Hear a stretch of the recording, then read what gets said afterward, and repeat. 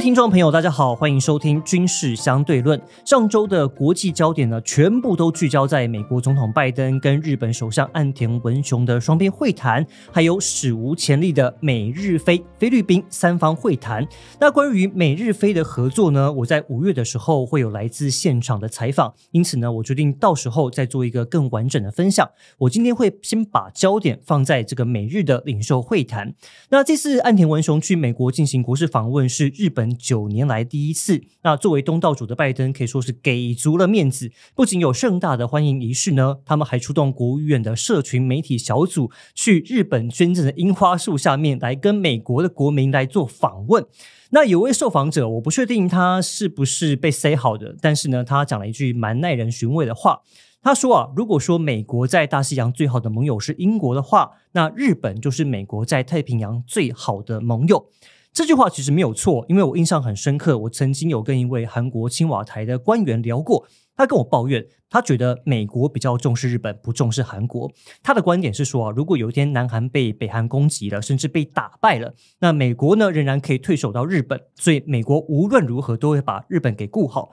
但是如果你从日本的观点来看的话，这是因为在二战之后，美军他占领了日本，大幅限缩了日本的军事能力，因此呢，他们也要承担来保护日本的责任。我举个例子你知道吗？其实东京空域不是由日本管辖，而是美军，因为在附近呢有一个美军的横田机场。讲白话文来讲的话，就是日本首都空域居然不是日本自己的，这讲起来其实有点羞辱人就是在美国对日本有点上对下的一个概念，但这个就是在过去一直以来美日同盟的一个背景。那在这个上下的关系之下呢，过去美国根本没有跟自卫队联合作战指挥的一个系统，因为根本不需要，自卫队就把自己的领土给顾好就好了。那在美国的所有军队行动呢，都是由总部在夏威夷的印太司令部的3星上将来指挥。但是我们看到韩国的话，他们是由驻韩美军的4星上将直接跟韩国的军队来协调作战。但是随着近年来美国国力的衰退中国威胁的崛起乌克兰战争爆发、以哈冲突等等的问题接连产生之后，很明显的美国它分身乏术，也有点自顾不暇，那日本就解套了。那美国呢，也希望日本能够承担更多的责任，因此从几年前开始，他们解禁了集体自卫权。那这次双边会谈最主要的工作就是升级美日安保条约，规划未来由美方指派一名4星上将，刚刚提到现在是3星，那未来要派一名4星上将跟日本最新的联合指挥架构来对接。也就是说，未来发生事情的话，就不用再等到夏威夷拍板，也没有时差的问题。那会谈呢，也提到日本将增加了国防预算的支出，升级国防通讯任务，合作生产飞弹，甚至走向外太空。但是更多的细节呢，我接下来就要跟夏威夷智库太平洋论坛 Pacific Forum 的副主任 Brad Glosserman 来对谈。我曾经在2014、2016这个环太平洋演习期间访问过他，他对印太地区的动态非常清楚。那他现在呢也常驻在日本做研究，我们就来听听看他的分析。Okay, now let's welcome Brad Glosserman to join us our podcast. Hello, welcome. Hi, it's great to be here. Well, I think you must be very busy recently because the bilateral and trilateral meetings in Washington, D.C. Well, there's a lot going on everywhere. I mean, this week is a bit of a spike, but to be very honest, this is just part, I think, of what is an ongoing evolution, transformation of the regional environment. Okay, because I have several questions for you, okay? The first question is, why do the US and Japan want to escalate the cooperation level right now? I mean, why it is time to do that? Well, I think there's a couple of reasons. Number one, most plainly because it's sort of necessary as dictated by external events. It seems to me that the threat environment is becoming more threatening. You're seeing greater aggression and prospects of coercive behavior, not only by Beijing, but by North Korea as well. Russia is making ominous noises.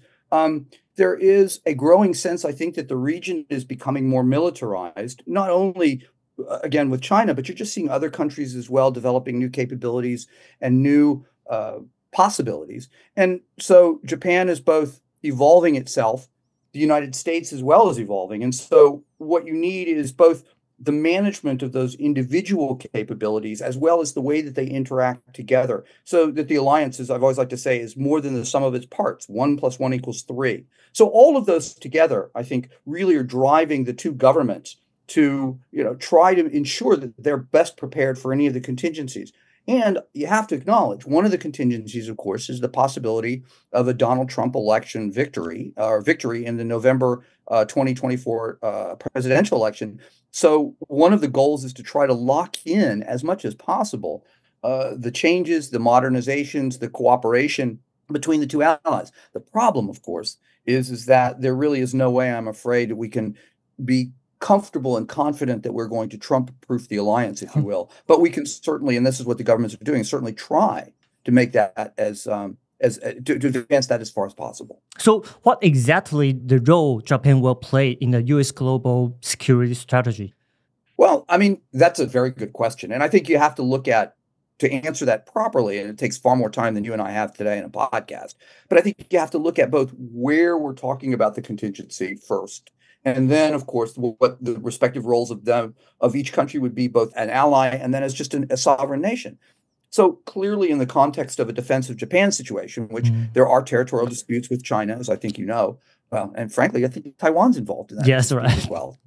So in that event, what you've seen Japan is develop a far, far more capable military, where I think historically there was an implicit belief among many Japanese that the United States would do the bulk of the fighting, even in Japan's defense.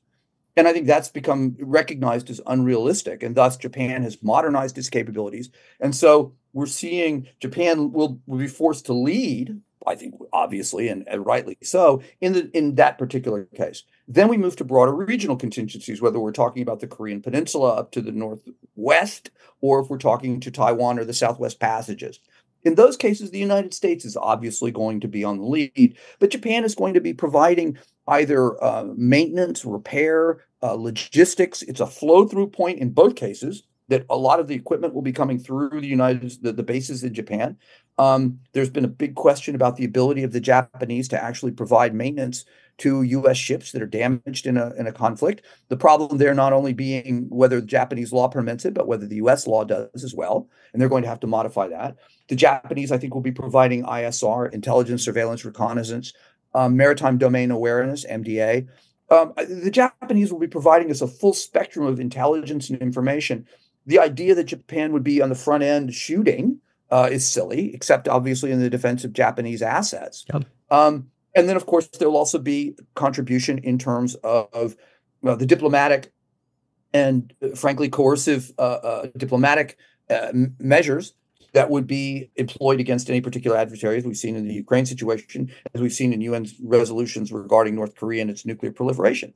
And then that, of course, brings us into all sorts of other questions about economic cooperation in the region more broadly, and then I think even beyond that throughout the world. And that is all designed both to create, to integrate, and this is, I think, poorly understood, but greater integration of the U.S. and the Japanese economies to ensure that they're both more resilient, more protected, that they maximize their bang, if you will, for their buck when they decide to act together in defense of interests. But it's also, again, another way of Japan consolidating its relationship with the United States, demonstrating that it's a good partner, proving to the United States that it is on its side and it's worth defending. And so that, I think, is driving a lot of Japanese decision-making as well. So as a global partner, you're also going to see in peacetime, and then we haven't even, like I said, this is a long answer. In peacetime, you see efforts to develop infrastructure, to provide, to develop countries generally, to offer trade opportunities, to help them rise up the economic ladder, cybersecurity, all of the other initiatives that go to promote development for other countries, which is, in the traditional Japanese thinking about security, just as important as hard security issues. Yeah, that was a really long-winded answer. Yeah, because the former President Trump accused Japan and Korea of not paying enough for U.S. protection. So do you think Japan is ready to take more responsibility? Because you are stationed in Japan, right? So what do you feel about your opinion around you? Well, I mean, it depends on who you're asking in some ways. I mean, yes, the Japanese leadership has understood that it has to step up. And if you read the language of Kishida's remarks prior to his trip, his speech to Congress, I was just reading it this morning, his remarks in the joint declaration, I mean, everything is positive. That says, yes, Japan recognizes that we have to do more. But I mean, honestly, you could trace that language all the way back to Junichiro Koizumi 20-something years ago, when he would argue that Japan has been the chief beneficiary of the international order. We need to do more to give back. And for the, I think, more responsible politicians in Japan, that has always been the motivator. There have been some that have been nationalists and have felt as though there were other factors. But even someone I think is as conservative as Shinzo Abe, and I know that he's a very controversial figure, would recognize, or has recognized, or did recognize, the need to step up as a responsible nation in the international system. And just as a plug, I have a book coming out next month with Gil Rosman, a Princeton sociologist, that it looks at the Abe foreign policy legacy and makes that case in a far more complete manner.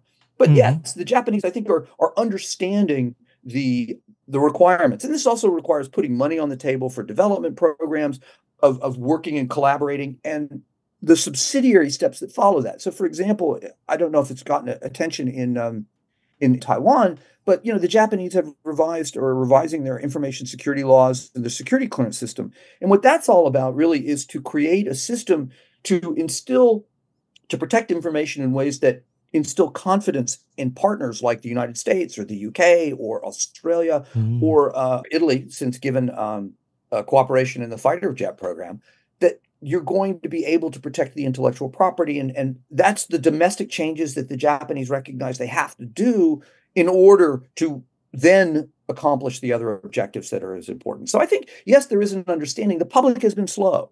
And to me, the key in the issues that are germane to you and your audience in Taiwan is a very complete and accurate understanding between the Americans and the Japanese as to who will do what in a Taiwan contingency. And it's been hard. It's the question I ask all of my friends that work in this space in both countries.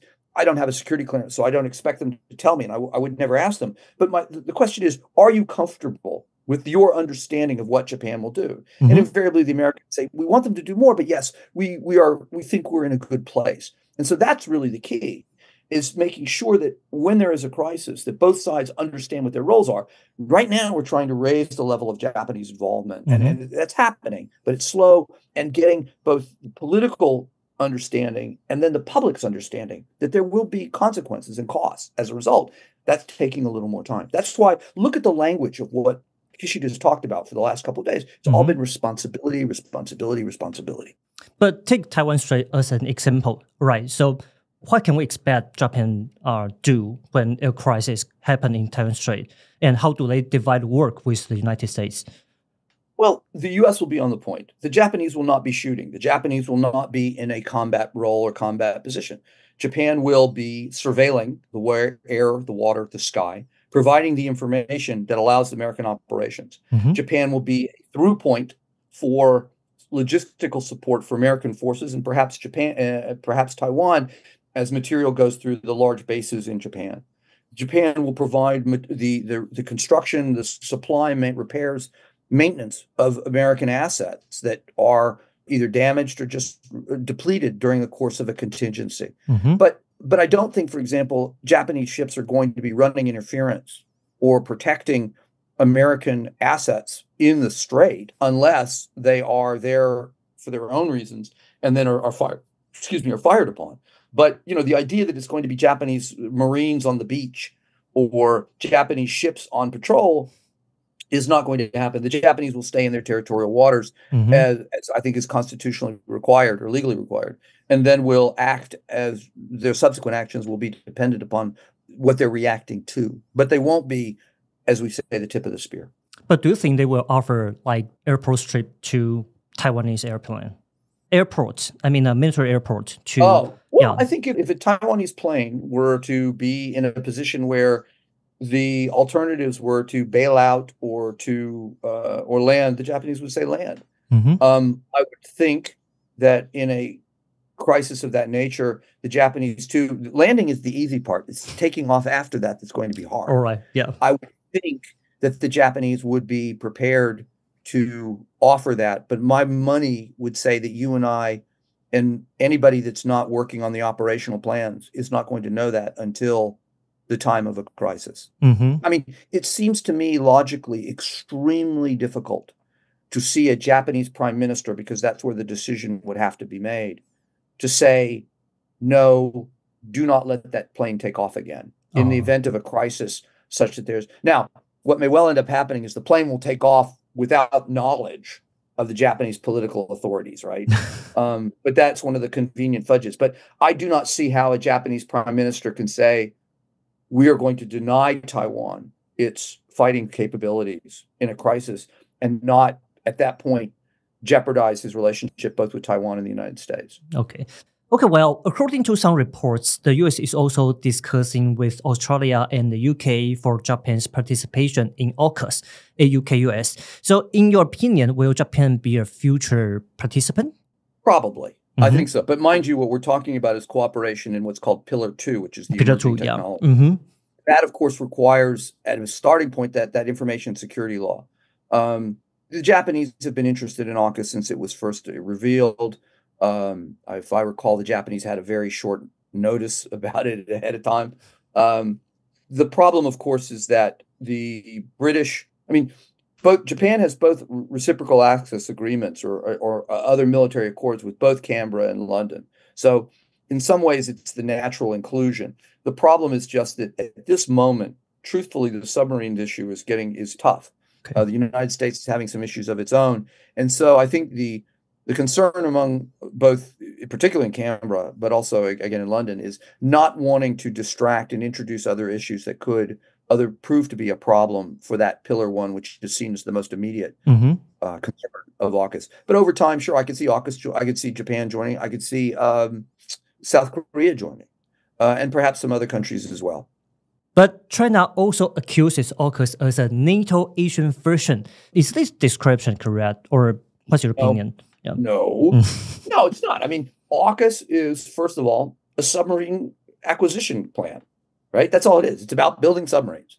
That's Pillar 1. Pillar 2 is about developing new technologies. Neither of those strikes me as involving national military coordination or regional security coordination in ways that would come close to the multilateral security initiative that's NATO. The Chinese are very, very unhappy about this for a bunch of different reasons. But mostly what unnerves the Chinese is that other countries in the region, that the United States is consolidating its relationships with allies, that the partners are building relationships among themselves, and you're seeing the emergence of a regional security network or a larger security structure. Network is, I think, too fine a word, that is alert to the dangers caused by Chinese coercion and could potentially stop it. And that makes China very nervous. Okay. The final question, because President Biden also hosts a trilateral meeting with not only with Kishida, but with Philippine President Marcos Jr. for the very first time. So how will the two countries help Philippines in the region? Well, a bunch of ways. They already are. Obviously, number one, the United States is the Philippines' ally. In fact, the Philippines is the U.S.'s oldest ally in the region. You've seen the modification in the last year or so of the expansion of U.S. access to bases from 5 to 9 now, many of which are really, really, I think, mostly preparing for a Taiwan contingency, although not exclusively so. Japan and the U.S. are conducting exercises with the Philippines military bilaterally and trilaterally and with other countries to enhance capabilities. The Japanese have provided Coast Guard vessels and a $524 million loan, I believe, to provide another 12 vessels, I want to say, a lot, Coast Guard ships. Equally important, Japan is working with the Philippines on infrastructure development and the larger sets. Again, this notion of security extending beyond hard military questions. But all of this, I think, is in service of this ideal to strengthen the capacity of neighboring countries to help them resist Chinese predation, to protect their own sovereignty, to demonstrate a commitment and a solidarity of purpose that will make these countries more confident and will, I think, instill doubts in China about the ease with which it will expand its influence in the region. But does that mean the two countries take sides on the disputed waters and islands? Officially, the United States has said that an attack on Article 5, an attack on a Philippines vessel would constitute a means of invoking the Mutual Defense Treaty. We seem to have agreed that, Second Thomas Shoal has been decided to be, by the International Court of the International Tribunal 2016 ruling is essentially, without saying, making that determination that it is territorial waters. So I guess actually, as I think about it, the answer is no. The U.S. that doesn't require the U.S. to take sides. What it requires is the U.S. to say, regardless of who owns this land, if China kills a Philippine soldier, sailor, Marine, Air Force officer, and then that is an act of aggression against the Philippines, and the treaty comes into effect. Similarly with Japan, you don't necessarily have to, I think, say that the land or whatever the territory belongs to one country or not. Okay, that's good. So thank you so much, Brad, for your comments. I think we learned a lot from you, and I'm looking forward to discussing more topics with you in the future if you have time, and we are happy to do that. Thank you so much. Great. Okay. Thank you too. Thank you. Be well. Bye-bye. Bye-bye. 好，我简单的整理一下，美国为什么会跟日本在这个时间点来强化安全合作呢？是因为北韩跟中国的威胁增加，而日本也需要在区域局势上面多帮忙美国来分担工作。那我刚刚也问到，就是台海问题发生的时候，他们双边角色的分工。那 Brad 也说明说，日本不会是开枪的那个人，但是他会替美国做后援跟监视。至于能不能会不会加入 AUKUS， 就是澳英美三边安全伙伴关系，那其实就如同许多外媒的一个分析现在还言之过早，但是在所谓的第二支柱，也就是超音速武器跟 AI 的研发上面是有合作的可能性。那如果你需要更完整的英文翻译的话，我会放在军事相对论的网站，那欢迎你听完之后也可以去比对一下文章来做一下比较。那在这边也做一下小小的广告来呼吁一下，如果你觉得这些内容对你有帮助的话，也欢迎多给我们一些抖内跟支持跟鼓励。那节目说明栏都有相关的连结，也谢谢所有支持我们的听众朋友。那我们今天的节目就先到这边咯，我们下周再见，拜拜。